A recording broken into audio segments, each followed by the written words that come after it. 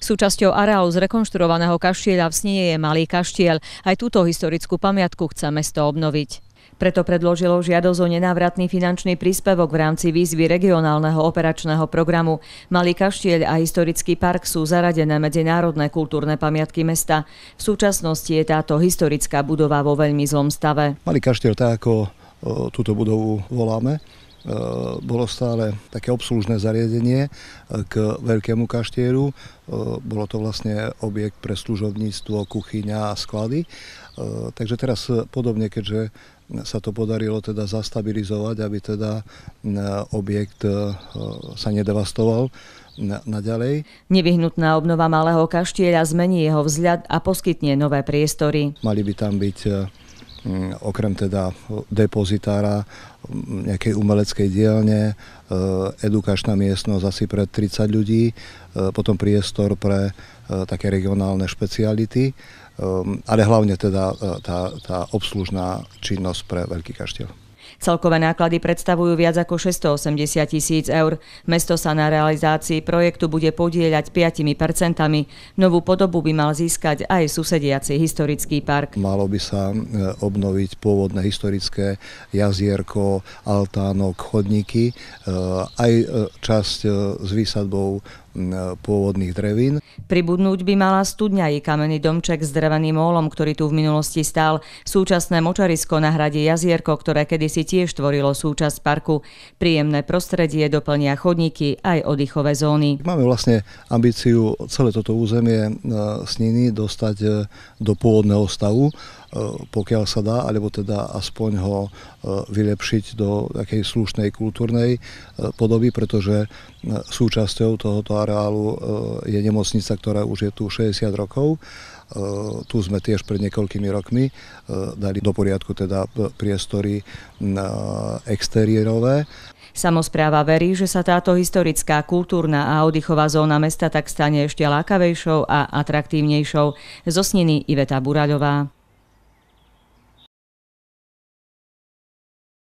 Stalo sa už tradíciou, že názvy niektorých mesiacov roku sú spájane s rôznymi prívlastkami. Apríl je ako mesiac lesov označovaný už viac ako 60 rokov. V Sobrancech si každoročne tento mesiac držia tradíciu čistenia lesa. Tento rok už po 3. krát. Poďte s nami do lesa, tak znel názov podujatia, ktoré mali organizačne pod palcom mesto Sobrance v spolupráci s Lesmi Slovenskej republiky. Pri vstupnej bráne nedalekých sobranských kúpeľov sa zišli desiatky dobrovoľníkov. Spoločným cieľom bolo vyčistenie okolitého lesa od odpadkov, ktoré tu po sebe zanechali nedisciplinovaní občania. Viete, je zvláštne, že ľudia doma chcú mať čisto. A už stačí, keď jeden krok spraví buď za bránku, alebo spraví jeden krok vonku z dverí svojich, tak už je to jedno. A môže niekedy ten človek je viacej vonku, jak je doma. Doma sa o to dokáže postarať, ale už vonku je mu to ľahostajné. A to je najväčší problém, kedy aj táto akcia slúži k tomu, má slúžiť k tomu, aby ľudia si uvedomili, že oni vlastne tu život prežívajú. Oni sa tu majú cítiť dobre a človek sa cíti tam dobre, kde je aj čisto a kde je poriadok. A všetko vyžadujú v podstate od mesta, ale keby oni len trošilinku prispeli k tomu, však máme pomaly najnižší poplatok za vývoz odpadu v rámci Slovenska. Nesnažíme sa ísť takouto cestou, že zvyšovať tento poplatky za komunálny odpad a na úrovni Slovenska aj fakt sme mali najnižší s týmto poplatkom, tak netlačíme na pilu týmto smerom, ale trošku snažíme sa apelovať. Takže boli trošku vnímavejší a si uvedomili, že oni tam žijú. Dobrovoľníci boli rozdelení do niekoľkých skupín, v ktorých spoločne prechádzali pozdĺž lesa a odpadkom tak nedali žiadnu šancu. Už je vidieť, neviem, či mi to je, či tým, že ľudia si viacej uvedomujú, hej, že sa veľa o tom hovorí, ale už dneska, keď ste si všimli, aspoň si myslím, že už toho odpadu bolo oveľa menej. Takže boli sme aj radi, že sme nevyužili rukavice a vrecia. Vyčistiť si svoj les prišli Sobrančania všetkých vekových kategórií. Spojenie priaznivého počasia, prírody a pohybu vytiahlo z obyvačiek dostatok ochotných pomocníkov. Tak ako poslanec by som chcel povedať, že naše mesto obklopuje krásna príroda, ktorú si musíme vážiť a chrániť. A nie každý na svete to má šťastie, že ako my. No a ako učiteľ by som chcel povedať, že pohyb je určité účinné prirodzené antidepresívum pre ľudský organizmus, ako pre človeka. A nenadarmo sa hovorí, že v zdravom tele zdravý duch. No a Komu sa nechce behať po ihrisku, tak nech sa páči, môže nám prísť pomôcť upratať v lesíku a za to bude odmenený dobrým guľašom a pohárom dobrého vínka. Osveta a prevencia pred znečisťovaním nielen prostredníctvom takýchto podujatí z roka na rok rastie. Aj v tomto prípade mohli lesníci konštatovať ubúdajúcu tendenciu znečistenia lesa oproti predošlým ročníkom. Tento rok bolo znečistenia menej. Pred 3 rokmi sme vyzbierali skoro 3 plné veľké kontajnery. Minulého roku sme už nazbierali necelé 2, toho roku to bude asi tak 1, no ale stále ešte nie sme v takom stave, aby sme nenazbierali nič. Popoludnie po dobre vykonanej práci vyvrcholilo s prievodnými súťažami nielen pre deti, ale aj dospelých. Odmenou pre všetkých bol aj chutný kotlíkový guláš pripravovaný lesníkmi, či spoločné posedenie pri opekačke. Hovorí sa, že lesy sú pľúca zeme. Svoju pozornosť by sme im preto mali venovať nielen počas takýchto podujatí, ale počas celého roka. Zo Sobraniec, Lenka Ondilová. V obci Malý Horeš sa v rámci programu cezhraničnej spolupráce Maďarsko-Slovenská republika buduje dom spoločenských služieb a vinný dvor.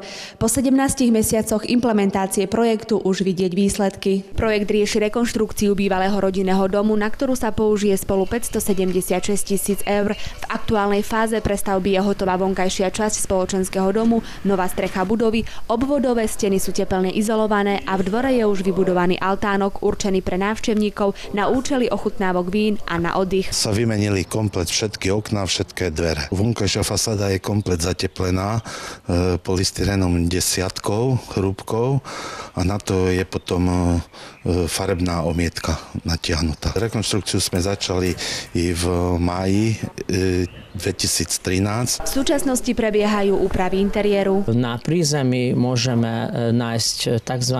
Turistickú informačnú kanceláriu. Vedľa nej bude ako priestor pre počítačov. Budova disponuje novým hygienickým zariadením, čajovňou, kuchyňou a z bývalej garáže vznikne sklad vín. Na poschodí sa dotvára konferenčná sála s kapacitou zhruba 40 ľudí. Vytvorí sa aj kancelária pre vinárov a členov urbariátu. Ešte treba pracovať, teda pracuje jeden človek na urobí podlahy u nás, ešte svietidla donesú, potom tu vonku máme 3 také menšie priestory na verejnú zeleň. Vnútorné priestory sa vyplňajú kancelárskym zariadením, počítačmi, projektormi a nábytkom. Projekt sľubuje aj ubytovanie pre hosti, a to 2 apartmány s kapacitou 8 postelí. Steny chodieb bude krášliť výstavný priestor. Budeme mať aj záchranný krb, čo používa na to, že môžeme ukázať aj špeciálne jedlo, čo iba u nás v Malom Horeši robia. To je horešský béleš, takto môžem prekladať, že horešský koláč. Na dvore môžeme, my takto nazývame, že také boxiky, alebo boxy to sú priestranstva na to, aby miestne vinári mohli predávať víno. Účelom realizovaného projektu je okrem zlepšenia infraštruktúry najmä rozvoj turistickej príťažlivosti vinných pivníc, potenciálu v turizme, rozvíjanie turistických atrakcií a spestrenie vinnej turistiky v obci. Náš hlavný cieľ v tom, že prečo sme urobili ten vinný dvor alebo dom spoločenských služieb a vinný dvor. Toto sme urobili práve kvôli tomu, že u nás je 30% nezamestnanosť.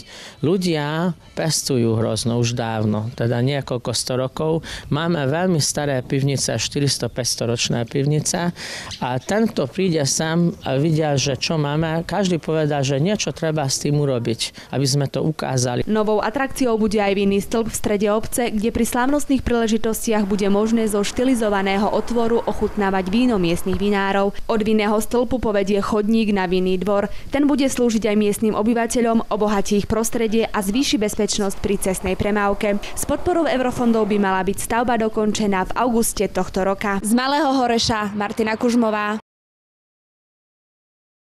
Východné Slovensko a Švajčiari pred výročným stretnutím slávnostne poklepali základný kameň pre vybudovanie verejných kanalizácií, čo prispeje k ochrane spodných a povrchových vôd. Jednotlivé projekty sú strategicky zamerané na bezpečnosť, stabilitu a podporu reforiem, životné prostredie a infraštruktúru, ako aj ľudský a spoločenský rozvoj. V obci Dlhé nad Cirochou ide o dobudovanie kanalizácie či prípojok domácnosti na ňu. Príspevok Švajčiarskej konfederácie je 2 578 000 eur, na čo má obec spoluúčasť 2,1%.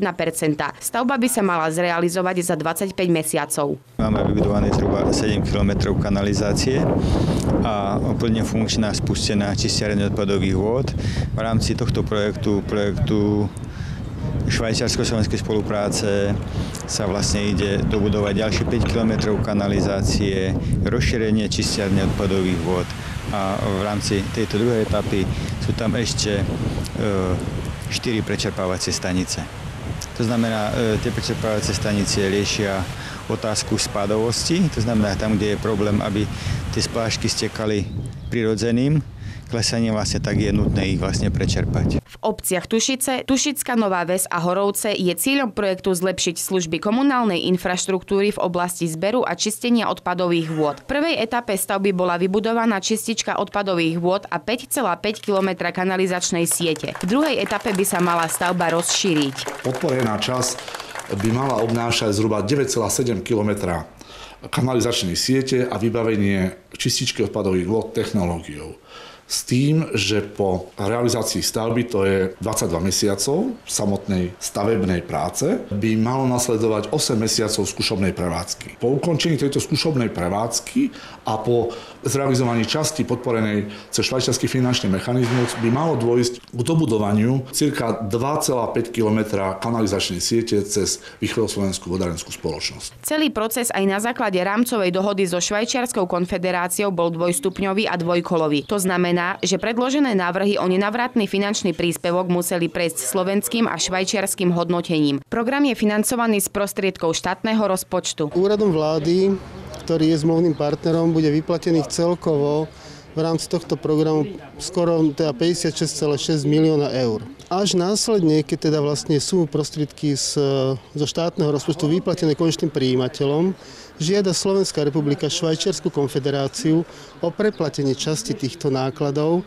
takže vlastne švajčiarska strana refunduje do štátneho rozpočtu časť vyplatených prostriedkov. Dátum ukončenia realizácie projektov švajčiarsko-slovenskej spolupráce, vrátanie ukončenia skúšobnej prevádzky a vydania kolaudačného rozhodnutia je najneskôr do konca roku 2016. Z Dlhého nad Cirochou a Tušíc Marcela Drozdíková. Skupina Siona Spojený mládežnícky zbor v Snine predstavili svoje nové CD-čko vo sviatočnú veľkonočnú nedeľu v rímskokatolíckom kostole. My sme boli pritom. V úvode sa prítomným prihovorila Iveta Haburajová, vedúca, manažérka aj dirigentka zboru. Album požehnal dekán Alan Tomáš. Počas takmer dvojhodinového koncertu zaznelo 11 piesní. U nás v Snine je veľa tehličiek, teda v úvodzovkách veľa talentovaných ľudí a mojou úlohou je robiť projekty na stavby a tie stavby stavať. A takisto aj vlastne títo ľudia talentovaní tak nejak sa tak možno zomkli, alebo sme sa tak ponachádzali vzájomne a vytvorili sme toto dielo. V podstate jeden ťaha druhého, druhý tretieho a čím viacej sa to dielo tvorí, tým viacej máme nejakej takej radosti a gúraže a ešte nás to povzbudzuje.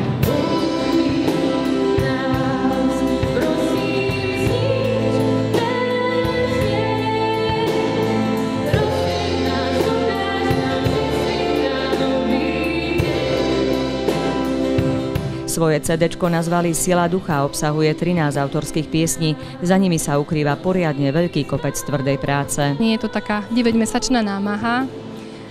Mnohé veci, ktoré vychádzali z našich rúk, teda myslím vymyslené, vytvorené piesne, keď prišli do štúdia, ešte tam počas mnohých a dlhých hodín sa ako si dotvárali, vymýšľali sa veci, ktoré sme možno ani tu nemali ešte v hlavách a vo svojich predstavách. Atmosféra v kostole bola výborná, tí, ktorí si našli čas, odchádzali nadšení a spokojní. Nádherné to bolo, veľmi pekné, spievali nádherne. Veľa driny to bolo, ale sú to nádherné chvíle prežité v tomto veľkonočnom období. Ja ako muzikant tak veľmi veľa inšpirácie a také ukľudnenie počas tých sviatočných dní, vlastne také spomalenie a započúvať sa vlastne o tom, o čom sú vlastne tieto sviatky. Tá atmosféra tu, tá sila ducha bola cítiť a čo si dáva. A ono možno hneď to tak nepociťujeme, ale potom to prichádza tak postupne.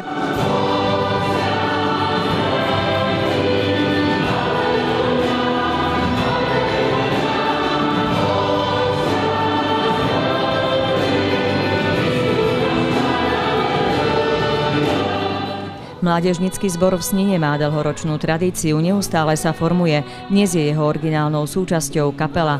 Zbor doplňa pestrá paleta hudobných nástrojov, vek jeho členov vôbec nie je dôležitý. Toto je práve krásne, pretože ja pri tých ľuďoch, lebo dá sa povedať, že som tam najstarší, ja nemôžem aj tam ani zostarnúť. My mladší máme trošku väčšiu vášeň, väčšie zapálenie, tí starší to vyvažujú tými skúsenosťami. Byť členom zboru rozhodne nie je len o tvrdej práci a nekonečných nácvikoch. Pri každom cvičení, pri každých tréningoch, aj pri nahrávaní kopu krásnych zážitkov, to je niečo, čo k tej mladosti určite patrí a je to neodmysliteľná súčasť takého toho muzikantského života. No a samozrejme, potom je to tá radosť, keď človek počuje potlesk a napríklad dnes bolo standing ovation, tak ja som mal naozaj zimomriavky od prvej pesničky až po poslednú, taká dobrá atmosféra to bola. Toto je najkrajší pocit, pretože vieme, že sme to nerobili nadarmo a že to nebolo zbytočné, že všetka tá snaha ozaj priniesla nejaký ten, aspoň to uspokojenie ducha a všetko, jak sa vraví, na slavu Božiu. Na jednej strane si možno tí ľudia, hudobníci, speváci splnili tak trošku aj svoje sny a na druhej strane je to aj taká evangelizácia, že chceme trošku viac ľuďom priniesť Boha touto formou, keďže hudba otvára srdce a my by sme chceli, aby sa tie srdcia otvárali cez tú hudbu Bohu.